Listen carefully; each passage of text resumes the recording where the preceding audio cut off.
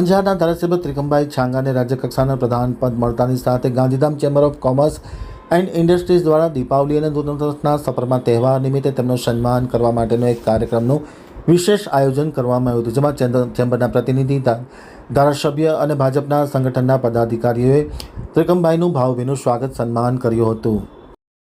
અંજારના ધારાસભ્ય ત્રિકમભાઈ છાંગાને રાજ્યકક્ષાના પ્રધાન બનાવતાની સાથે સમગ્ર કચ્છમાં ખુશીની લાગણી જોવા મળી હતી. ત્યારે ખાસ કરીને ગાંધીધામ ચેમ્બર ઓફ કોમર્સ દ્વારા આ દીપાવલી અને નૂતન વર્ષના સપરમાં તહેવાર નિમિત્તે રાજ્યકક્ષાના મંત્રી બનેલા ત્રિકમભાઈ છાંગાનું સન્માન કરવા માટે એક કાર્યક્રમનું આયોજન કરવામાં આવ્યું હતું.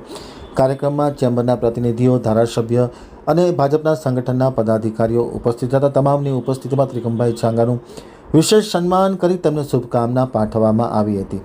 મંત્રી ત્રિકમભાઈ છાંગાના સન્માનના કાર્યક્રમમાં પ્રદેશ મહામંત્રી સાંસદ વિનોદ ચાવડા, ઉપાધ્યક્ષ મહેન્દ્રભાઈ પટેલ, કચ્છ ઉદયના તંત્રી ગંગારામભાઈ ભાનુશાલી, પંકજભાઈ મહેતા સહિતના મહાનુભાવો આ પ્રસંગે ઉપસ્થિત રહ્યા હતા.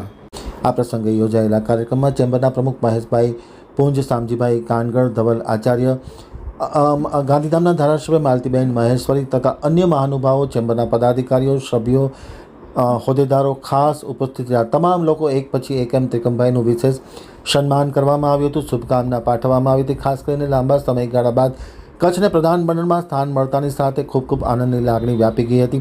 આ તકે મહેશભાઈ પૂંજે જણાવ્યું હતું કે ત્રિકમભાઈ છાંગા ખૂબ જ પ્રમાણિક અને કડક વહીવટ માટે જાણીતા છે અને ખાસ કરીને કચ્છની સાથે રાજ્યનો શૈક્ષણિક સર્વાંગી વિકાસ થશે તેવી આશા પણ વ્યક્ત કરી હતી. શામજીભાઈ કાનગડ, ધવલભાઈ આચાર્ય, માલતીબેન મહેશ્વરી વગેરે ત્રિકમભાઈ છાંગાને વિશેષ શુભકામના પાઠવી હતી.